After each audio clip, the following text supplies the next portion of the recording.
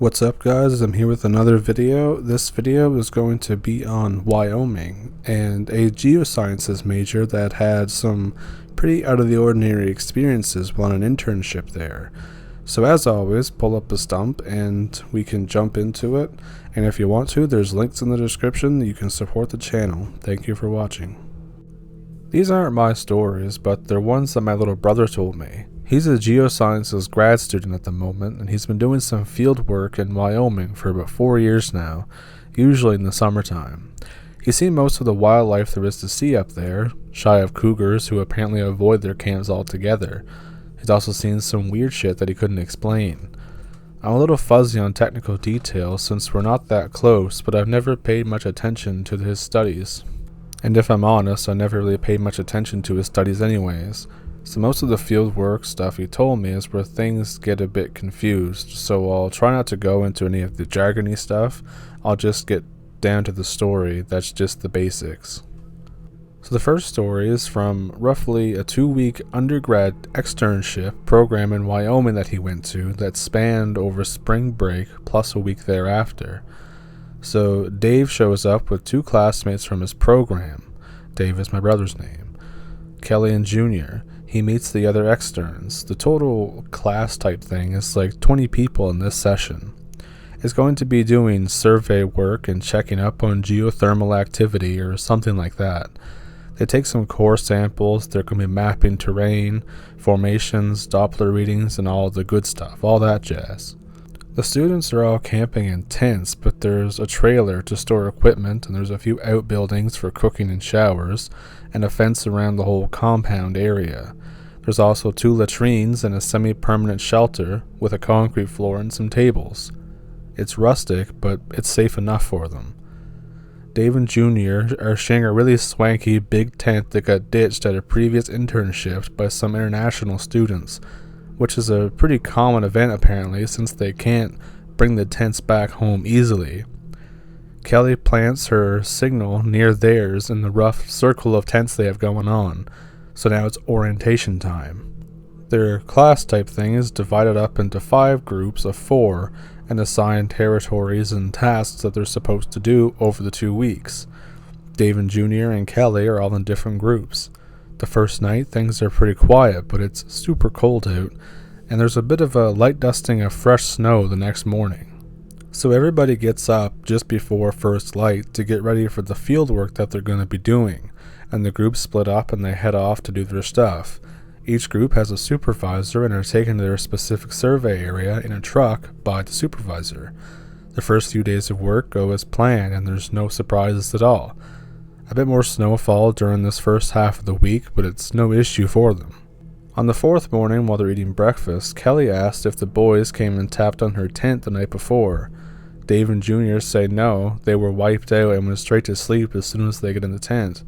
Kelly says she woke up with someone tapping at her tent just by her head and whispering her name. By the time she got up and unzipped the flap, there was no one there. They decided that it must have been one of her group members trying to ask her about the previous day's data or the work the next day or something like that. Who knows, she decides to pursue it later when they go to work. She's going to ask them later, basically. The day continues on as normal. But at nighttime again, Dave and Junior are just kind of shooting the shit before they go to sleep, and they hear someone tapping on their tent, and it's right at their feet before they go to sleep. One of them says, "Is anyone there? Hello?" from the outside of the tent. It sounds kind of like Kelly. They turn on the lamp and open up the flap, but nobody's there. They figure that she actually went back to her tent because the light's on inside. Dave goes and asks her what she wanted. There's no response, and there's nobody inside the tent, and there's more fresh snow. There are footprints leading away from her tent towards the latrines. Dave assumes that she wanted someone to walk her over there since it's dark and there's nothing over there besides motion lamps. He shrugs and heads back to his tent and go to sleep. The next day, Kelly doesn't join them for breakfast and eats with her survey team instead. They don't get to ask her exactly what she wanted. Dave feels weird all day and notices that his work team is really jumpy. One of Dave's workmates insists that he saw a bear while they were in the field, and they decide that that's why everybody's on edge. There's some kind of weird primordial instinct that can sense the predator lurking or something like that. So night rolls around again after a day when nothing else happens, and Dave and Junior are about to go to sleep when that tapping comes back again. "It's really dark. I can't see you. Come out." It's Kelly's voice again. Junior tells her, "Just a second, I'll turn on the lamp." They open the tent, and Kelly's not there. Her tent isn't even lit up. The footprints aren't clear because there's been no fresh snow all day. So they both get out of the tent and they go and tap on Kelly's tent. The light turns on and she chews them out for waking her up again. They say, "Again?" Dave apologizes and drags Junior back to their tent. Dave tells Junior that the quote bear some guy saw at this point. Junior makes jokes about like your regular type of stories you'd hear at this point in time, and they both go to sleep feeling a bit on edge. The next morning at camp, everyone seems to be a bit out of it.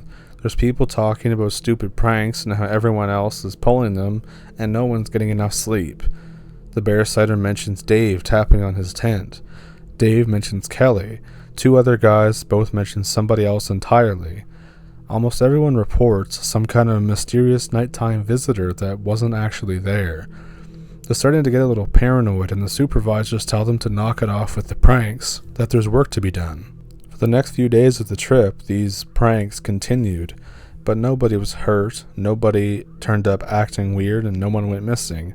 People were just getting paranoid and jittery and just ready to get the hell out of the camp by the time the whole thing ended. So the next story from Dave takes place at a summer internship.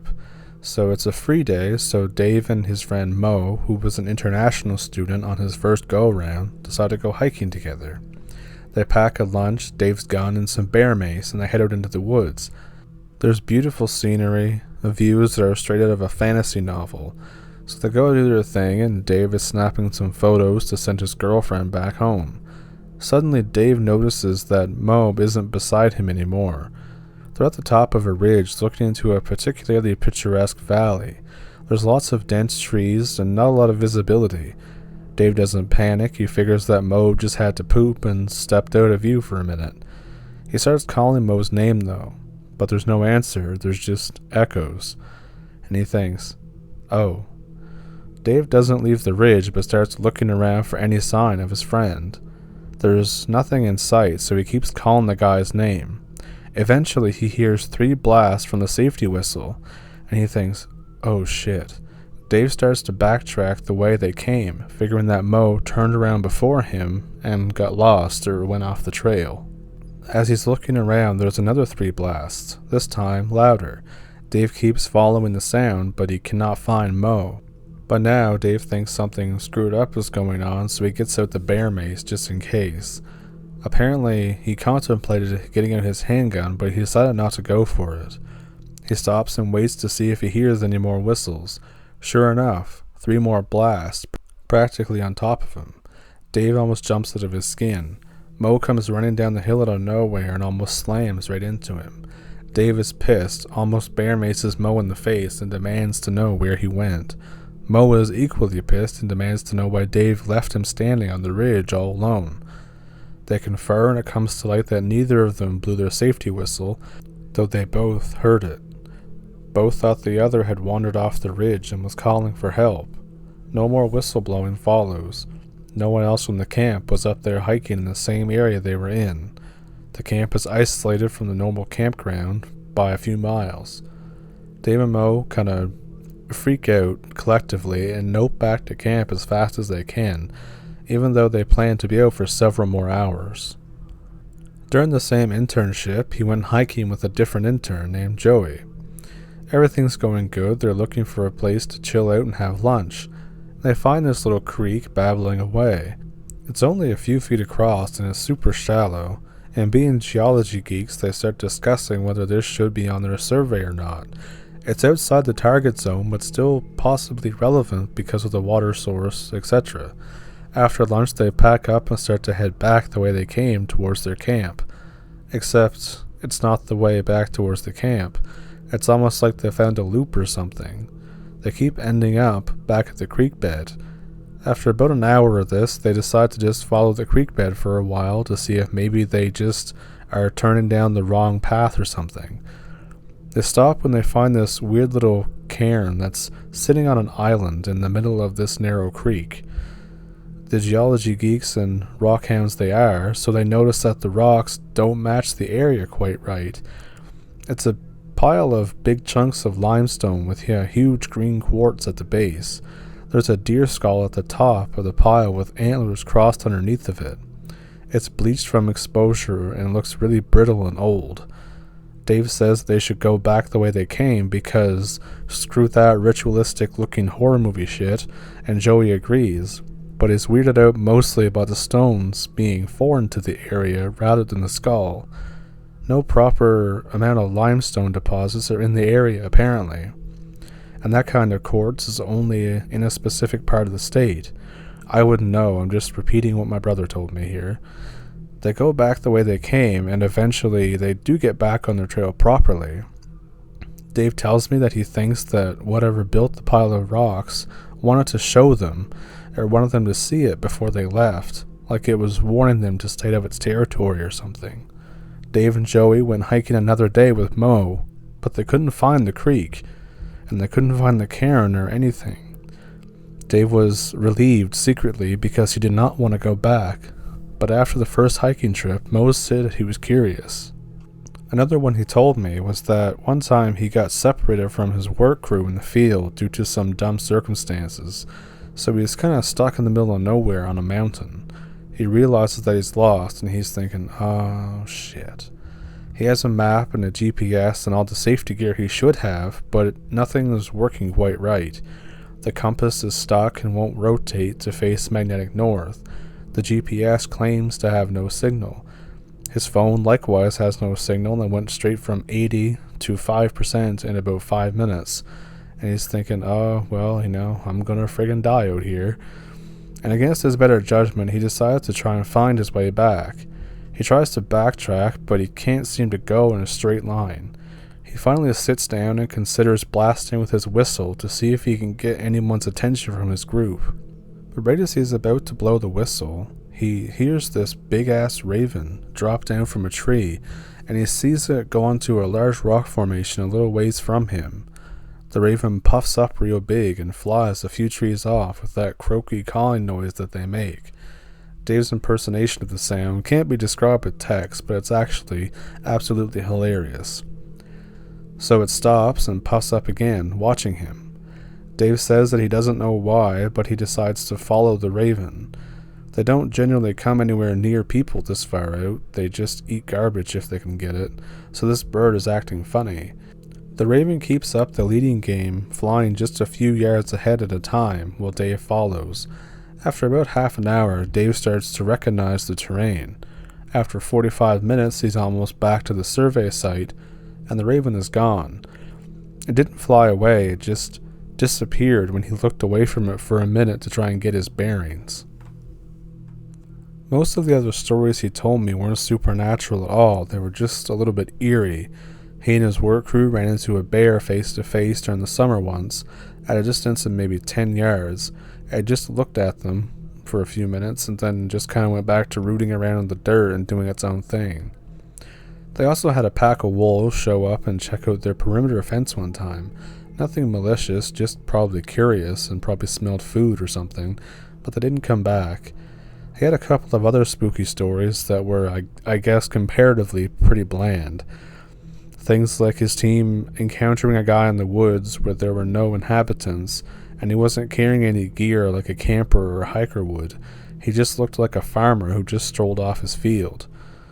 There was also one guy who got attacked in a lake when everyone was fishing. He decided to take a break, so he went for a swim, and he had this huge row of bite marks on his leg, but they couldn't really discern what it was that bit him. Eventually they put it down to some kind of garfish and called it good. Nobody went swimming for the rest of the trip, though. So what'd you think about those stories? Do you think they were real, or do you think they were fake? Either way, I like the one about the raven, because it kind of gives me like a kind of folky vibe, if you know what I mean. Anyways, let me know what you think about it, and if you have any stories of your own, feel free to send them in. I've gotten a couple so far, and I really appreciate it, and you'll get full credit in the video, and I'll address you generally however you want to be addressed. It doesn't matter, just nothing like, profane or anything like that. I don't want to get kicked off YouTube, you know what I mean?